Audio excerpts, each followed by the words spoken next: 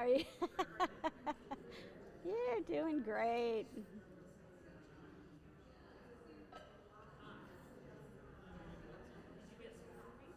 I did.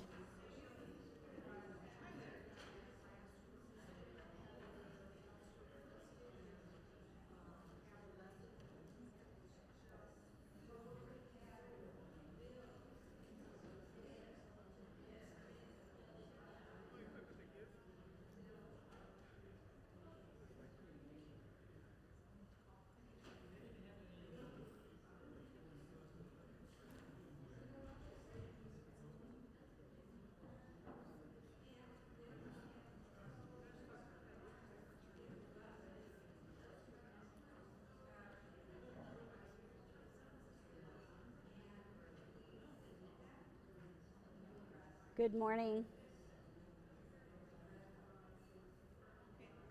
I know. I'm not. I'm like, make me alive.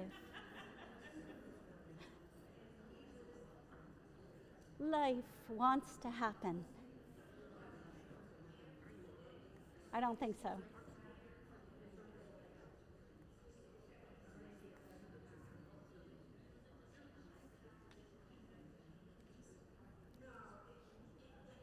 Hello.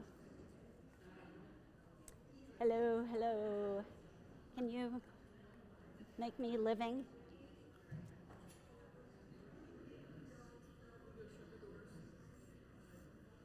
Hi there. Hi, everybody. Good morning. What a wonderful and inspiring service. I am so grateful for all of you, just in general, and for being here this morning, and for many of you meeting with me yesterday and the day before, and for all the information gathering that happened for Betty and Karen, for Julia, for Reverend Katie, all of you making everything, for Carmelo, staying up, getting up early, all the things. Thank you. Thank you. My little card up here says, alone we can do so little. Together we can do so much. And you are doing things together. So let me begin. I would like to do a chalice lighting. There they are running back and forth up there. It's going to be the next slide, please. Oh, look at that. You don't need to see this, I guess. This is from the Reverend Julian Soto, one of our ministers, from their book, Spilling the Light, a book of poetry that they have written, and I highly recommend it. Everything is still on fire. Despite your best efforts, in addition to living, it is clear that fire or not, you must level up in what it means to thrive. Right now, that means wrestling with the truth in the fact that everything is not all your fault. I am sorry that everything is still on fire. Once hate catches, the winds of not my problem blow, and the blaze is hard to stop. But hard is not impossible. Not yet is different than never. You, in community, have an answer. You have a response to systems of power and control and the cost of suffering. You and your community together are the answer. You are not only a people of flame, but also a people of cold, clear truth. You know both where you fall short and where you flourish and where you still reach. Everything is still on fire, but all is not lost. You remain. More nimble than steadfast, more unshakable than swayed by the latest rage. You are here to put out the ravenous flames and heal the world. Enough is enough.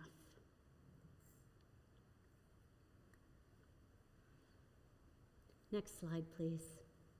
So I'm Rachel Maxwell, your friendly capital campaign consultant.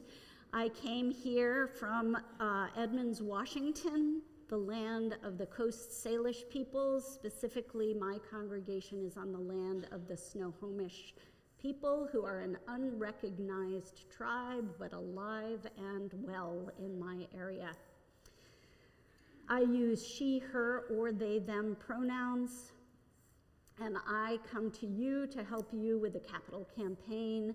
I hold, how come I can do that? I have been part of a group of consultants, independent consultants that work with Unitarian Universalist churches all over the country.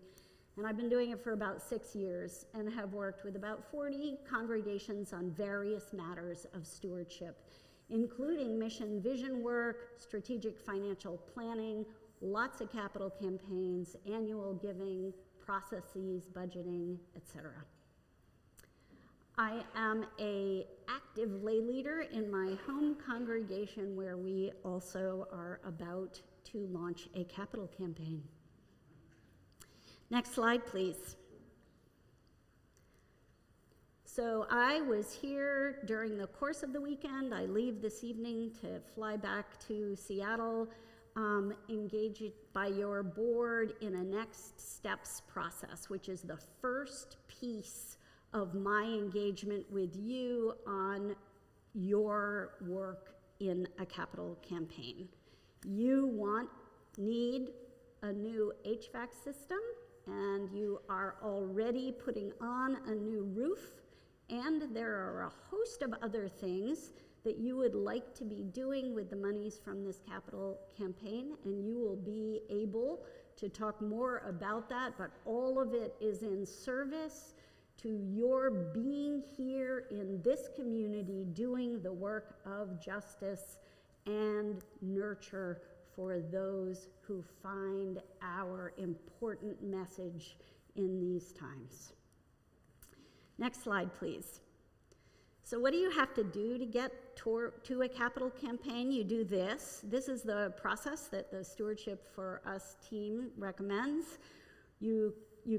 I will make some recommendations as part of this, and so you will get ready following through on some of those things and getting ready for your campaign. I do a financial feasibility study, which I'll explain in a moment. You will need a strong capital campaign team, so you want to join Karen and Betty and give a hand. You will have a visiting steward training, because the capital campaign will happen by 25 or 30 of you going out and visiting the rest of you. So just think about how you're going to raise your hand and say yes, and then the campaign happens, and then you celebrate your success. Next slide, please. So the next steps weekend, I gathered a lot of information up front, thanks to Julia, thanks to Mariah, thanks to Karen and Betty, and then I came among you and talked to many of your leaders. So I am assessing your readiness for a capital campaign. That's what I'm doing here. Next slide, please. I'm going to just skip over this one. This is all about getting ready. I left these slides in because this deck will be shared with the whole congregation, and I just want it to be self-explanatory as well as Rachel explained. So next slide, please. The next time you see me will be for a financial feasibility study, and in that study, I interview about 20% of your households that represent you. So essentially a very diverse group of households, in order for me to be able to give you a realistic estimate of the amount that can be raised for your specific campaign for the purposes that you will know about by the time I get to that point. Next slide, please. And then you will hopefully have already built this strong team that needs a lot of people. This list is to convince you of that. Okay, next slide, please. And I know you did that wonderful asset mapping, so presumably many of you have actually identified yourselves as able to do some of the things on this list. Next slide, please. Then I do visiting steward training. So after you have raised your hand to say, yeah, okay, I'm nervous about it, but I'll be a visiting steward, I come in and I help you understand why that's actually fun and not terrifying. It's exciting, not fearful. Next slide, please. So then you have a campaign, an actual capital campaign, and that involves a sort of what we call leadership or quiet phase before you have a celebratory kickoff. And that is a time when families that may make major gifts to the capital campaign, and that means sizable gifts, are asked to pledge early to the campaign. And then you have a lovely kickoff, and already you know that you are going to be able to make it to the end run. You have, you visit all the households, which means that everybody who signed up and got the training gets the names of like 4 different households or fewer.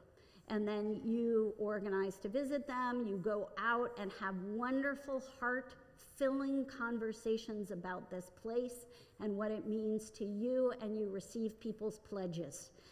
And then you celebrate. Hooray, it's all very simple. Next slide, please. And you do your building. You actually can start it now for a variety of reasons, which are that some people have made early gifts to this campaign in order for the roof to be able to be started, as well as you have arranged to be able to essentially have bridge lending, which is borrowing in order to do the work so that your roof does not do further damage to the site. Very good thing to do. Next slide, please. So what am I doing here? This is sort of the juice of what I am assessing your readiness for a campaign. And what am I looking for? I'm looking for a congregation that's healthy and covenantal, meaning you are good to each other and you are good stewards of this place in many different ways. I'm also looking for a congregation that has a healthy financial situation. Do you have solid reserves? Is your annual giving strong? Are you able to steward what you have in terms of your resources and long-term funds well? Do you understand your financial situation? Are you open about that kind of thing? Then the third thing I look for is a compelling shared vision and plan for the use of the funds you are raising. So do you all know and kind of agree pretty much that this is a really good thing to be raising money for?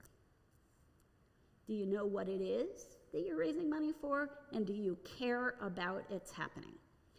And then the fourth thing that is interesting is sort of a sense of urgency, meaning I look at it as now's the time to do this, as opposed to in a couple of years we'll get to it. That one was really easy for you all. It seems yes is the answer to that question.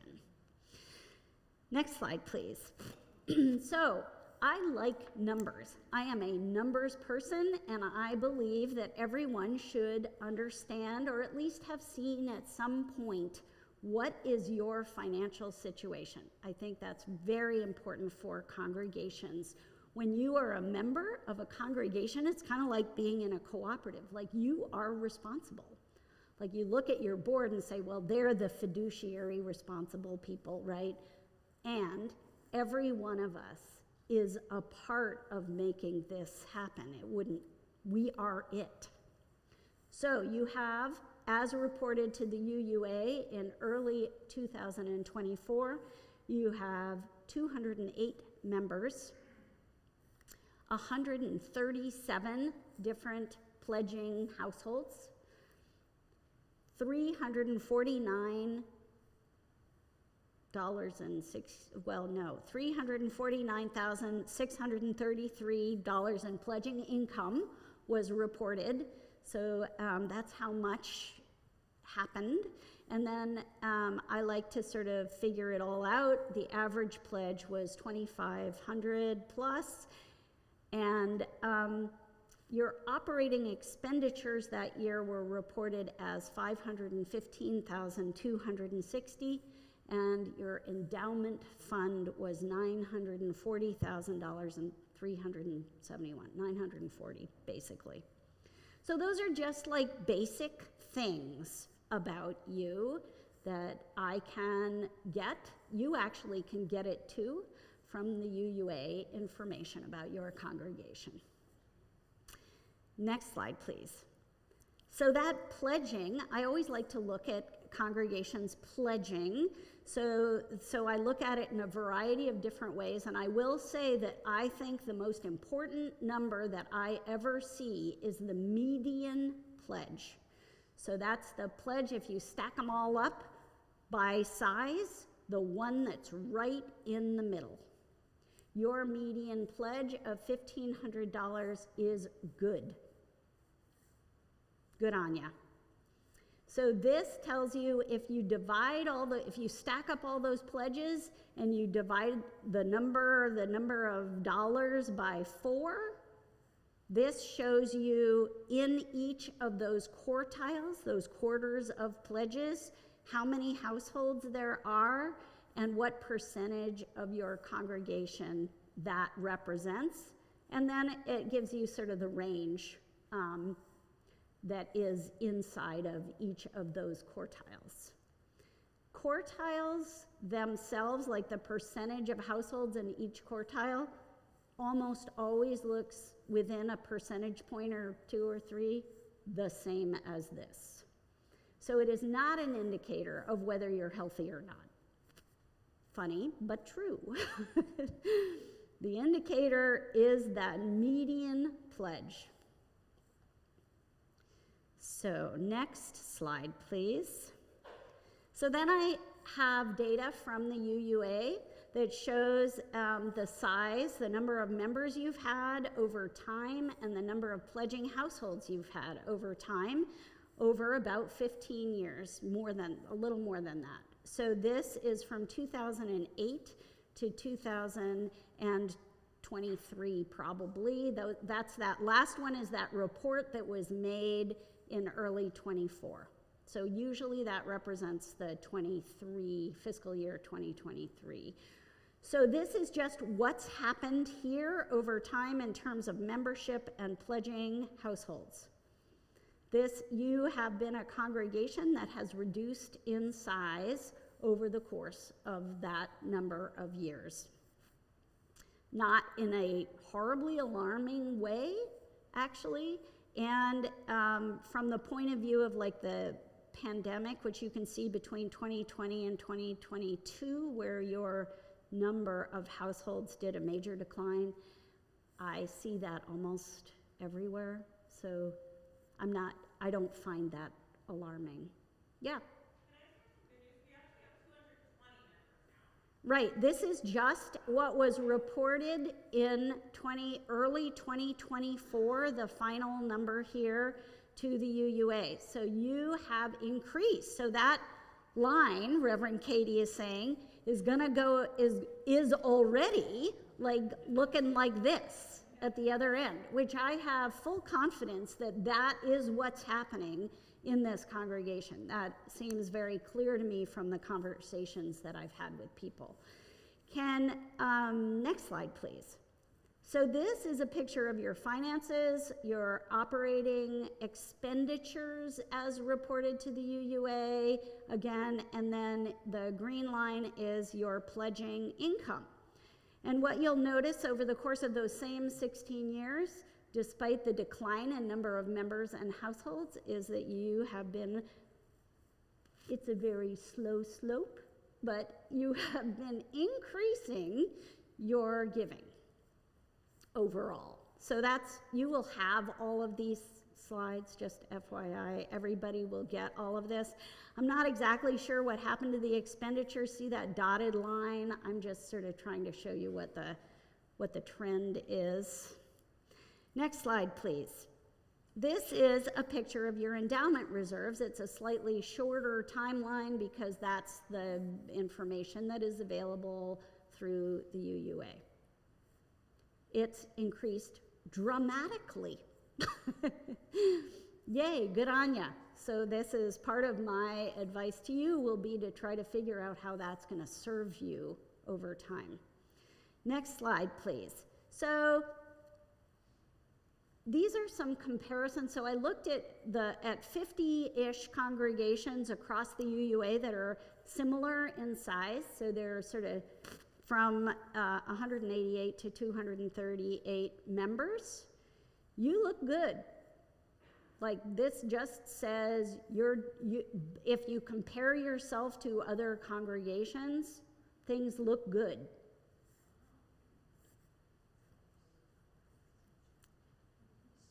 Next slide, please. So this is the results of the survey that I sent around, just so you know, and I got 73 respondents, which is way more than I expected given your size, which says to me there is an engaged congregation here, that you care, that you show up, that you do things, and amen to that, because you are needed more than ever. So, what do you love about All Souls? You love the people. This is a community that feeds you. You love your minister. You love that this is a place where people can access it in so many ways and in such beautiful ways, and everybody is welcome. You love that you care for each other and how you do that.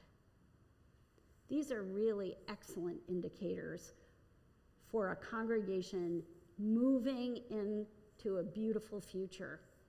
Next slide, please.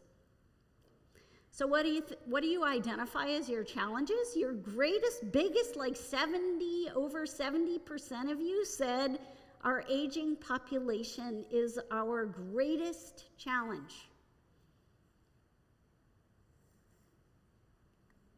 You know what? Time moves on.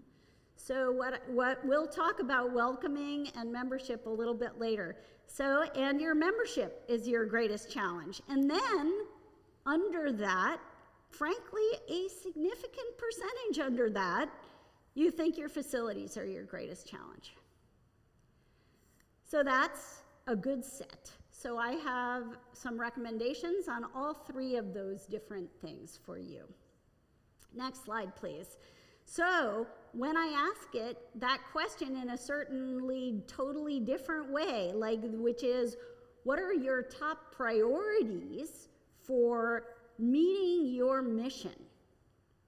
What are your priorities? You say membership, facilities, long-term resources. That says to me, you want to stick around. This is important. This place matters so much. Next slide, please. So I asked it, and truth in advertising. I forgot to ask this question at the beginning, and then I went and added it later, so only about half the respondents responded to this, and my spouse is a data scientist, so I asked him, what's the margin of error compared to this one, and the one that got all 73 responses? Is it like way less valid? The answer to that question is no, it is not way less valid. So the margin of error for the 73 responses is a little over 10%. The margin of error for this is almost 15%, but not quite. Just FYI. There were 0 people who said no to the question of, will you support a capital campaign?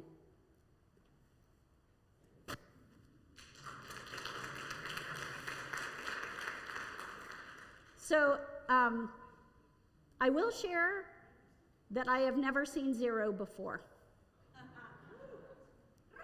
Yeah, good on ya. And I've never actually seen this many maybes. So one of the interesting things to me was to sort of puzzle out what are the maybes about. And I haven't quite figured that out. So I wish I had, but I haven't. And it could be a wide variety of things. Often there's like a comments section after this, and often I get loads of comments that sort of fill in the like maybe thing. And usually it's because people are concerned about their own capacity to give to a capital campaign, but you all didn't make comments.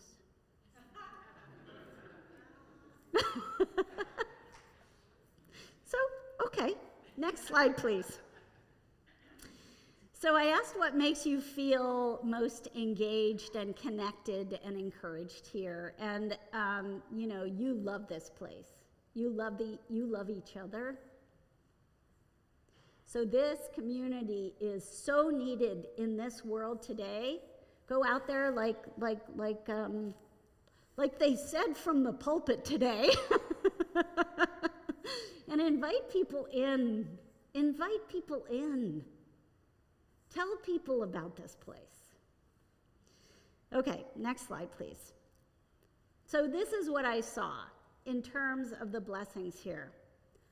I love this place, this facility. Can I just say that? Like, I know you've had a lot of problems with like literally the roof falling in, but it doesn't really show to me in a weird sort of way. So this is a phenomenal facility with loads of space, a full-on elevator, so it's accessible everywhere. You have done an excellent job making this place accessible, and that is going to be important to what it is that you do with it in the future. You value this community. You have a gifted minister and a wonderful staff. Your leaders are talented, like woohoo. The people I met have so many different wonderful skills that are very important to this place, and they are giving and giving of themselves. You're meeting the challenges of this moment, like this wonderful stories about the weddings. I heard in meetings again and again, you are generous. You have an endowment that is big enough to work for you. That's really nice.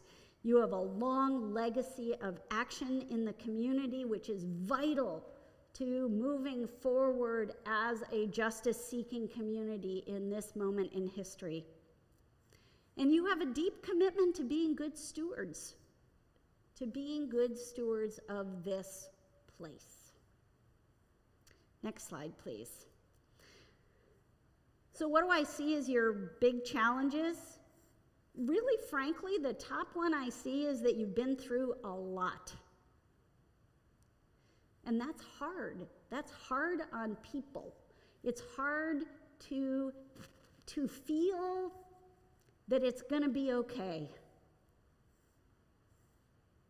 So I just want to hold that with you, for you. That's there. And you are doing good things about it. Oh my heavens, the Breathe and Be song this morning. Like the understanding of embodiment of what it is that we need to feel now is so deeply important in our communities. So your facilities need some major upgrades. Yes, they do. And your processes around decisions and the way you communicate decisions being made needs clarification and some help. I've ran into in conversations, people weren't sure about the visioning that you have done and what did you decide. And if you can codify those things, that will help people remember, understand, and engage. So next slide, please. So this is your beautiful mission. To welcome all, to lead with love, to embrace hope, to cultivate community, to challenge assumptions, to face our biases and prejudices with clear eyes, to spark positive change within ourselves and in our communities, to act in ways that help move the arc of the universe toward justice. Amen. Hold that mission in your hearts. That is why you are having a capital campaign. Next slide, please.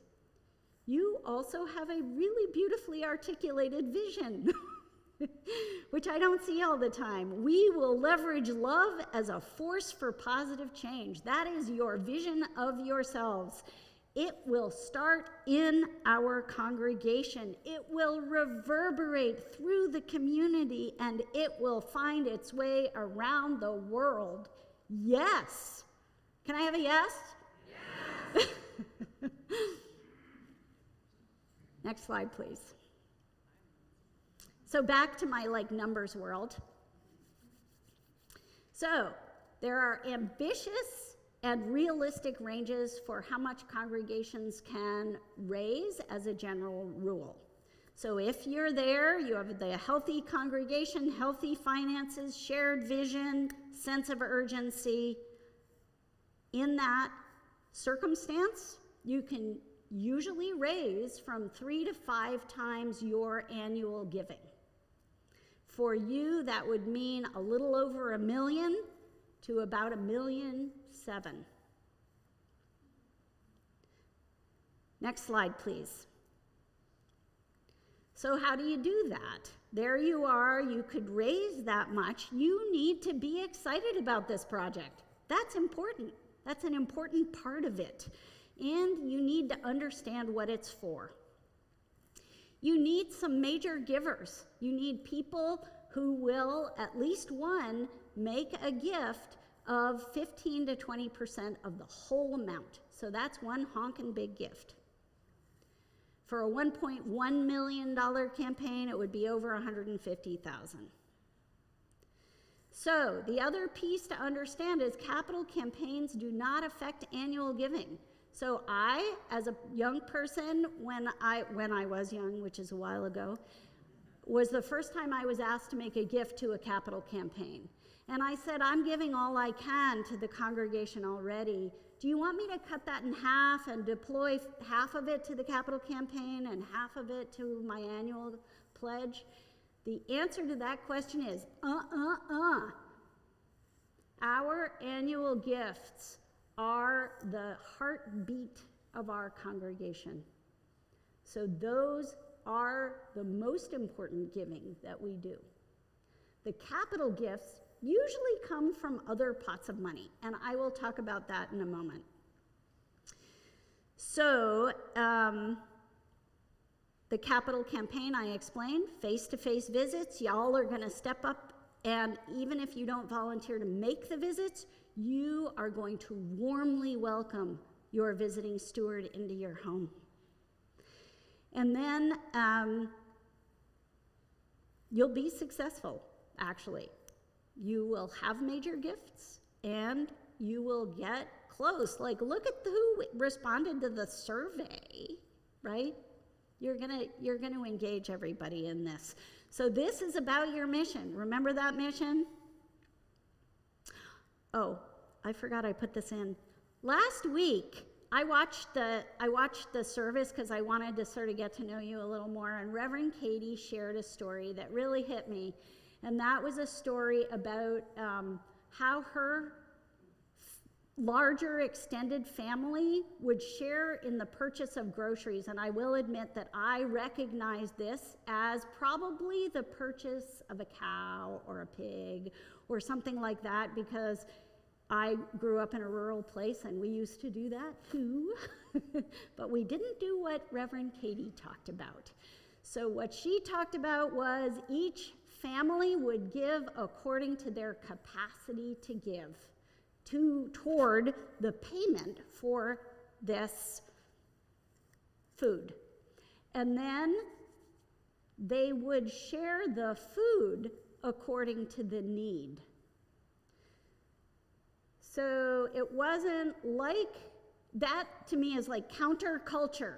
And it is the kind of thing that we are aiming for, that I want to help make manifest in the world, is that we give based on our capacity and we share based on need. Beautiful, beautiful, beautiful story. Thank you. This is how we make beloved community. Next slide, please. So, in case you want to know what it looks like to raise, this is called a gift table, and this is just a guess about how it could fall out if you were raising $1.1 million. Like how many households would have to give in what range? So you'll see in this chart on the left is a gift range, so that's like the size of gift. At the bottom, it's all the gifts up to almost $2,000, then $2,000 to $5,000, then $5,000 to $9,000. And actually, I shouldn't be saying gifts, I should be saying pledges.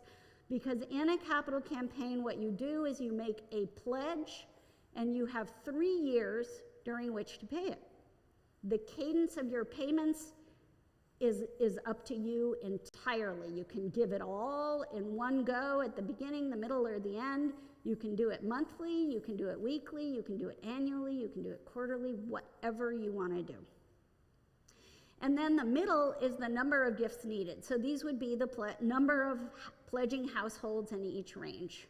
And on the right, I just sort of added it all up. It's always, like, my guarantee about gifts tables is that it will never look like this. So I decided to make 2 of them for you. So this one's for $1.1 million campaign. Next slide, please. And this one is for a $1.5 million campaign, so that you can see what it looks like and how different it is if you choose to raise more money. Again, my guarantee, it will never look like this. Next slide, please. So I've heard a lot of stories from people in my financial feasibility study interviews about how they decided to make the pledge they made. Like, how were they finding the money? One from a gentleman who was retired, who decided he was going to become a greeter at Walmart because he didn't have extra money for giving to the capital campaign, but boy did he care about his congregation. And he was deploying all of his earnings to his congregation. Another was an older couple who were about to literally inherit the farm. They had, this was in Idaho, and they had inherited a farm in Montana. A family, this was a family inheritance, and they were selling it, and they decided they didn't really need more. They were living on pensions as professors. They really didn't need more, so they were going to deploy every cent of that inheritance to help their congregation build. So anyway, people do various different things, and you can find ways to find money if you care about this. And it doesn't matter how, it matters at the end of the day that you raise the money, but what matters most is that it's something that is meaningful to you, because I promise you that this building will be imbued with the spirit that you deploy through your money. Next slide. Oh, and if you're a family, kids can get involved. Youth can get involved. They can do a fundraiser that's fun together if they want to. They can deploy funds in different ways. One of the more heartwarming stories that I heard was about a family that sat down with their kids to talk about how they were going to find some money for their congregation's fundraiser. And I love that all by itself. Talk to your children about money. But the kids had an idea, and their idea was they would give up one of their Disney Plus channel premium for the course of the 3 years of the campaign, and that money would be deployed to their congregation. Next slide, please. So, what are my recommendations for next steps? Because you named membership as your top priority, I thought I'd make some suggestions. So I would consider increasing your marketing of the congregation and maybe get a little group of people together to figure out how to do that in a way that is affordable and interesting. I did that with a congregation once, and one woman wanted to have it was a guerrilla campaign, and they started leaving little things in bathrooms in all sorts of places that were about the congregation, and they literally just made carbon, Xerox copies of little pieces of paper. It didn't have to be fancy, telling about who they were and what they represented and how to find them. Work on your welcome. I have no complaints about what the welcome is. It was lovely, but work on it even more. You need an engagement and retaining strategies for the people who come through your doors. Just exactly what they were talking about this morning, right?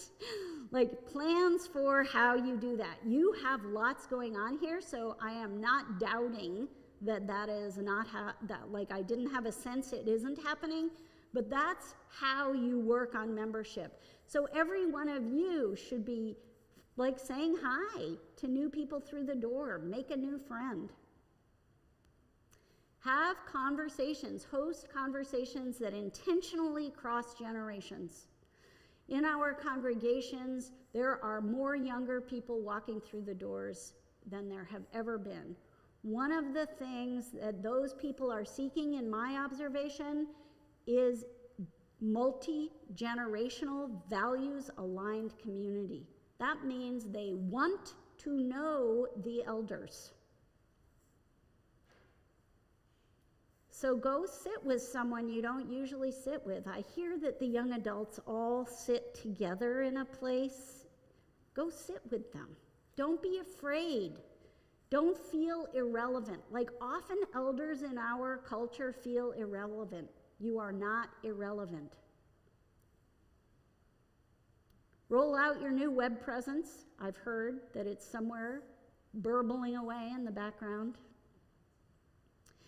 And figure out some social media use that's relevant to people under 50. Facebook is not it. Next slide, please. So, next steps for facilities. So you're going to have a capital campaign. Good. I didn't put that on the list of next steps because it's just happening. It's in process. But you need a maintenance reserve study that actually is in the works, I have to admit, but I want everybody to understand that you need that. What that means is you look at everything. When are we going to need new windows? 15 years from now. You put it on a spreadsheet that shows your approximation of when that might need to happen.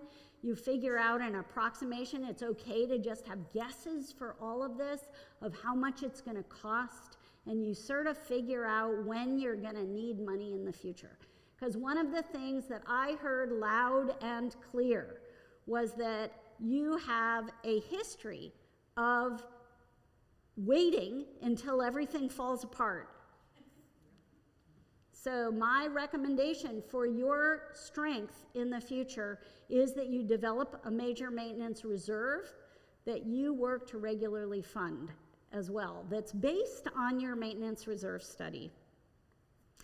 And you need to develop a sustainable long-term plan for meeting the facility's maintenance needs in terms of people power. So there have to be people who respond, right? What does that look like for you? You've sort of had it happen for decades and decades and decades. It's just kind of been there. Now I am inviting you to intentionally make a plan that isn't just for this year and next year, but is a plan into the future. You can always tweak those plans, but it needs to be built to be sustainable. That's it. Okay, next slide, please. So your financial next steps, because you were like, yeah, that was your third priority, was about financial. I recommend that you develop a 5-year strategic financial plan, which I forgot to put the word plan in there. Don't you love this little jet pig? What does it stand for? Justice, equity, transformation, pluralism, interdependence, and my favorite. Okay. Yeah. Anyway, so I recommend a 5-year strategic financial plan. I'll forward a template for that to you all. And just starting that process so that you're thinking about what's coming. Like, what do you want in the way of, say, staffing? What's that look like for you? If you have a plan and you look at it every year and you tweak it based on whatever the reality has been for the last year, that is good. That will help you envision the goose out of the bottle. I really liked that. And then I want you to have an open discussion about the purpose of your endowment and how it can help you thrive in the coming years. Lots and lots of congregations do not have an endowment that's approaching $1 million. This is something that can serve you over time, and that's what it's for. It is so that this congregation can thrive over time.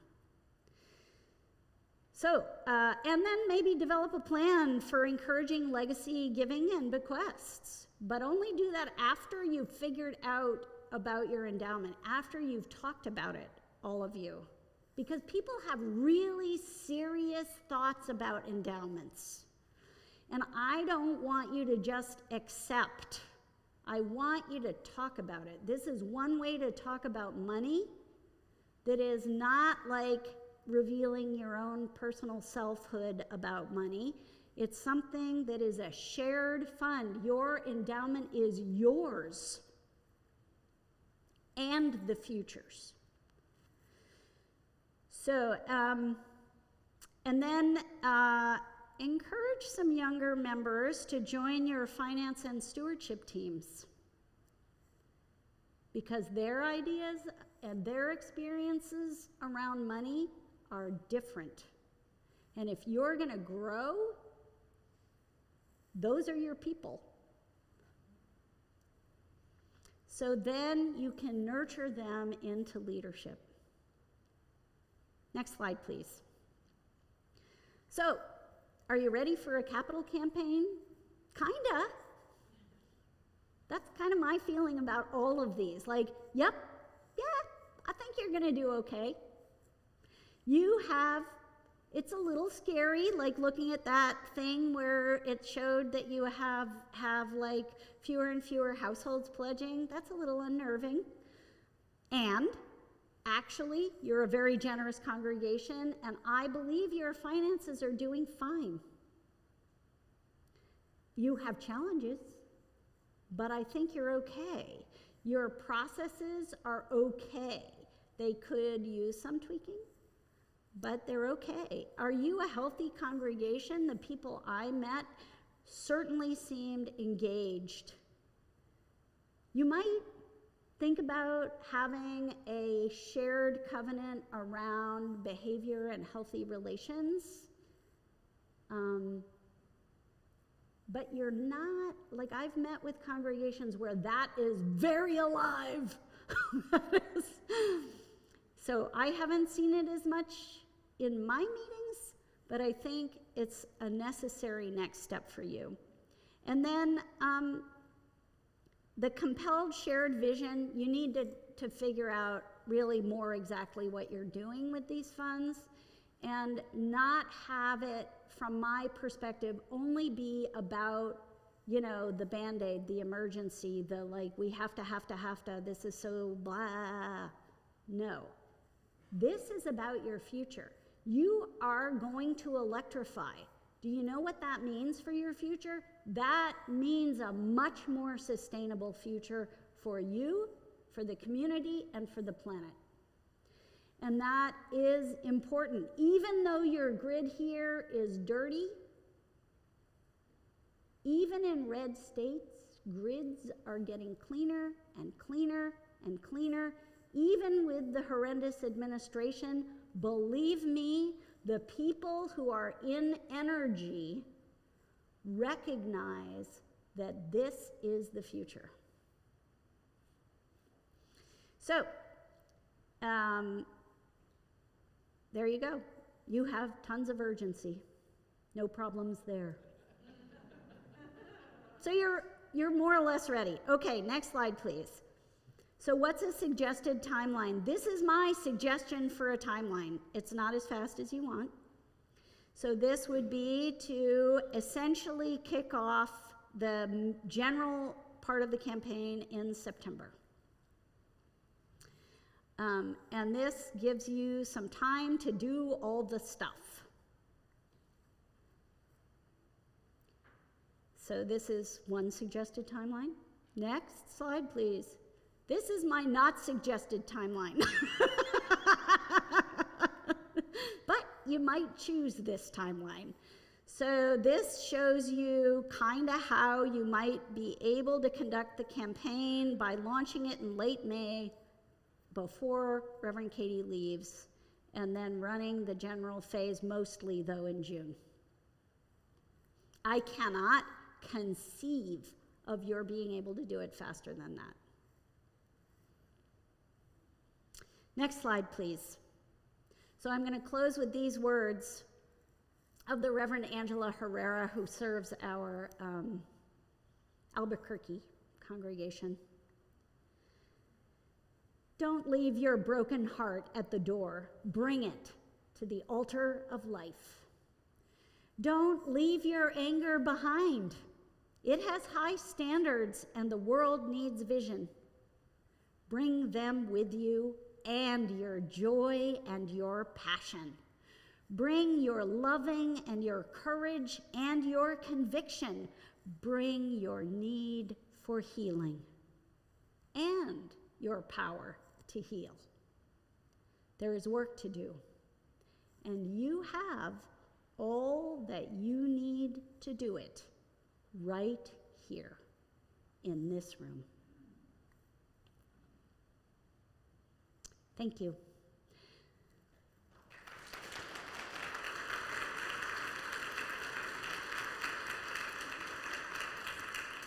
So I would say I have about 10 minutes for some questions, and then I can go out there. Because you have this afternoon thing, we need to give this hall back. But I'll take a few, yeah? Go. Oh, okay. Well, then that probably should cover it. I will take questions. Betty and Karen have mics. Oh, you can just walk up to a mic. Nice. Cool. It's like GA. Used to be. Anybody have a question? Yeah, and if anybody can't get to a mic, just hold your hand up, we'll bring you one. Anybody doesn't want to come up to a mic. No? Wow. Okay. You're all starving. You brought plates in? Yeah. All right. Well, hey, I'm hoping that no questions means I did a good job, but if you have questions you would prefer not to share with the whole, I will be out there after this. Oh, there's one. Can you? No. Can you walk to a mic? It's just because we're recording this so other people can hear. Town hall meeting. I was just wondering if you do you see any opportunity for the kickoff event, or maybe like at some point in between the kickoff event and the celebration, for there to be a chance to raise capital, raise funds from outside the congregation. So, It sounds like Reverend Katie wants to I feel answer like this maybe question. Reverend Katie Yeah, has the yeah, answer. short answer is, sure, I know what yeah. it's gonna be. Yeah, so first of all, I love this question. Thank you. When we did our asset mapping in December, we created a list of partner organizations that we've worked with over the years. Organizations that are in alignment with us, people that we know who have values that are similar to ours. And I think that this congregation, when you're ready to do that party, you should invite all of these partners and all of our renters and all of the folks that we have relationships with and have cultivated relationships with, and let's go back to 1903, bring them here, show them the plans, help them catch the vision, because that is a great way for us to get money from outside. So thank you for mentioning it, and there are big dollars there for us. So just like we talked about today, it's not always what's inside the congregation, it's also what's outside, because people actually do want to give us money. Yeah, and I will say, I worked with a congregation that actually the renting group in their congregation basically ran a mini capital campaign amongst their people because they had a church they rented to as well. So there are definitely ways to do that. Yeah. On your two timelines, can you say more about the not suggested timeline, why you're not suggesting that one? I don't know that you can do all the work that's required in the time frame. So the work of organizing and putting together like the feasibility study, the only time frame I have to come here to do that is the very beginning of April, between now and May, basically. So you'd have to have it all ready to go. In order to have a feasibility study, you have to have the plan pretty nailed down. And then you have to recruit your 25, 30 people and train them by the time you launch. So my experience of what I call church time, I have never run a campaign that fast. Yep. Yeah, Reverend Katie's on sabbatical between June and September. So beginning of June to the beginning of September. It's okay to run a campaign. I would suggest you have a launch. I think in both scenarios, she's around for the launch. You know, especially with something like you want to have your community partners as part of the launch. It just takes a while. Like you heard them, they were like dealing with Beckworth coming in, and they only had 4 months. Like that is not wrangling a congregation even. I mean, it sort of was, but it was a much smaller congregation. So that's my feeling about why it'll feel fast to do it in the fall.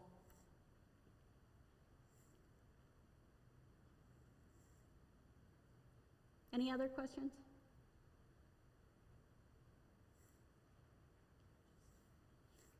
Okay. Thank you all. Thank you.